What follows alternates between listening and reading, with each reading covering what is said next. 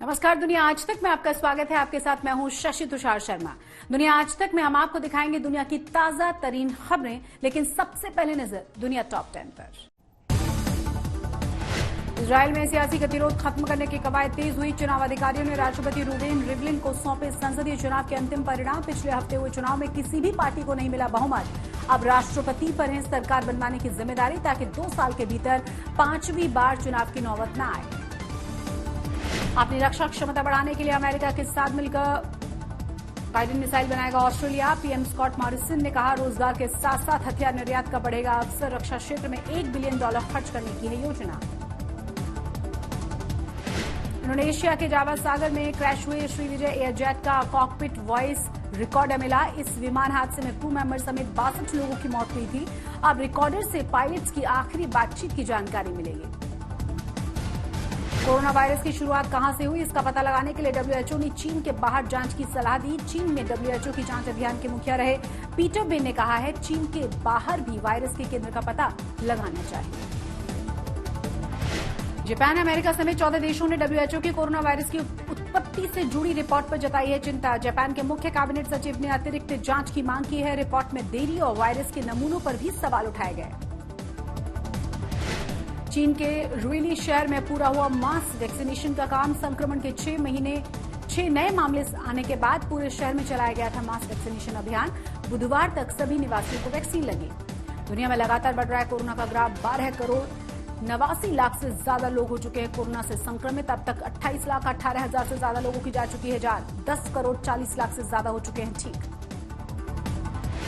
Corona की तीसरी लहर से इटली सतर्क। यूरोपीय देशों से आने वाले यात्रियों पर 5 दिनों तक क्वारंटीन रहने के नियम लागू। कोरोना यात्रियों से भी यात्रियों को गुजरना होगा। यूरोपीय संघ के देशों के यात्रियों पर ये नियम पहले से लागू है। जर्मनी की दिग्गज ऑटो निर्माता कंपनी फॉक्सवैगन के अमेरिका यूनिट की अपना नाम बदलने की खबर झूठी निकली। अप्रैल फूल मनाने के नाम पर मार्केटिंग स्टंट के जरिए सुर्खियां बटोरने के लिए कंपनी ने कोशिश की थी। सोशल मीडिया पर कंपनी के इस स्टंट की आलोचना हो रही है। मशहूर पॉप सिंगर ब्रिटनी स्पीयर्स ने अपनी जिंदगी पर बनी डॉक्यूमेंट्री फ्रेमिंग ब्रिटनी स्पीयर्स पर तोड़ी है चुप्पी। ब्रिटनी ने बताया कि उनकी जिंदगी पर रोशनी डालने से वो असहज महसूस कर रही थी और करीब 2 हफ्ते तक रोती रही थी। ब्राजील में कोरोना वायरस का विकराल रूप देखने को मिल रहा है। यहां हर दिन बढ़ते हुए मौत के आंकड़ों से सभी लोग डरे हुए हैं। मंगलवार को ब्राजील में सबसे ज्यादा मौतें हुई और अब कोरोना के कहर का असर यहां की राजनीति पर भी नजर आने लगा है।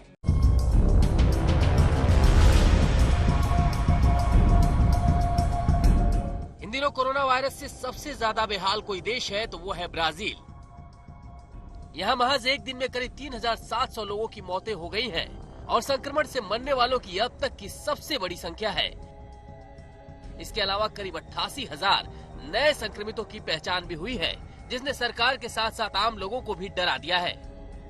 देश के सामने सबसे बड़ा संकट इस बात का है कि अभी तक ब्राजील को कोई कारगर वैक्सीन नहीं मिल सकी है, जबकि कई देशों में युद्ध स्तर पर वैक्सीनेशन अभियान चलाया जा रहा है। इजराइल में तो आधी से ज्यादा आबादी को वैक्सीन लगाई जा चुकी है। उधर महामारी से निपटने के लिए राष्ट्रपति जायर बोल्सोनारो की मुसीबतें बढ़ती जा रही हैं। देश में उठे नए सियासी भूकंप के बीच यहां तीनों सेनाओं के प्रमुखों को भी अपने पद से हटा दिया गया है। कोरोना वायरस से निपटने में नाकाम रहे राष्ट्रपति को भारी विरोध प्रदर्शनों का सामना भी करना पड़ रहा है। कुछ दिन पहले ही राष्ट्रपति जायर बोल्सोनारो ने अपने मंत्रिमंडल में 6 बदलाव किए थे। उन्होंने देश के रक्षा मंत्री को भी बदल दिया था। इस बदलाव के पीछे के कारण को नहीं बताया गया है। ब्राजील कोरोना के साथ साथ सियासी संकट का भी सामना कर रहा है। ऐसे में आशंका जताई जा रही है कि आने वाले वक्त में लोगों की मुश्किलें और बढ़ सकती हैं। आज तक ब्यूरो। और अब रुक करते हैं फ्रांस का, जहां बड़ी संख्या में लोगों ने समुद्री तटों से लेकर सेन नदी का रुख किया है। कोरोना के प्रति लापरवाह फ्रांस के लोगों को इस बात की फिक्र नहीं है कि यहां रोजाना हजारों की संख्या में नए संक्रमित सामने आ रहे हैं।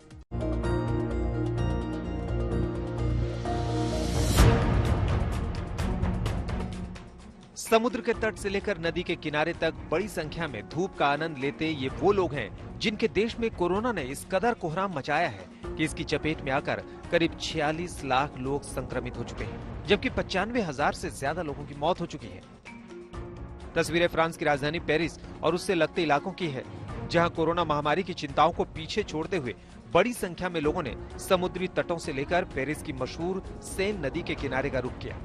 लोगों का ये हाल तब है जब पेरिस के साथ साथ यहाँ के नीस शहर में बढ़ते मामलों के चलते लोकल लॉकडाउन जैसी पाबंदी लगी हुई है। दरअसल बढ़ते मामलों को देखते हुए पेरिस, नीस और उत्तरी फ्रांस के दूसरे शहरों में 20 मार्च से लॉकडाउन लगा हुआ है। यही नहीं, उत्तरी फ्रांस के कई शहरों में शाम 7 बजे के बाद नाइट कर्फ्यू भी लागू रहता है। कानून की धज्जियां उड़ाते लोगों की ये तस्वीर इसलिए भी चिंताजनक है क्योंकि यहाँ रोजाना 30,000 से ज्यादा मामले सामने आ रहे हैं। कोरोना की तीसरी लहर से परेशान फ्रांस को बचाने के लिए 90,000 पुलिस कर्मियों को लगाया गया है। पुलिस वाले इस बात को सुनिश्चित करेंगे कि यहाँ के लोग कोरोना से जुड़ी तमाम पाबंदियों का सही ढंग से पालन करें। ये इसलिए भी जरूरी है क्योंकि हर रोज यहाँ हजारों की संख्या में कोरोना मरीज सामने आ रहे हैं। आज तक ब्यूरो। कोरोना वायरस का कहर इंसानों के अलावा जानवरों को भी झेलना पड़ रहा है। ऐसे में रूस ने अब जानवरों के खिलाफ कोरोना वायरस के लिए पहला टीका भी बना लिया है। जानवरों के लिए बनाई गई इस नई वैक्सीन का नाम रखा गया है कार्निवल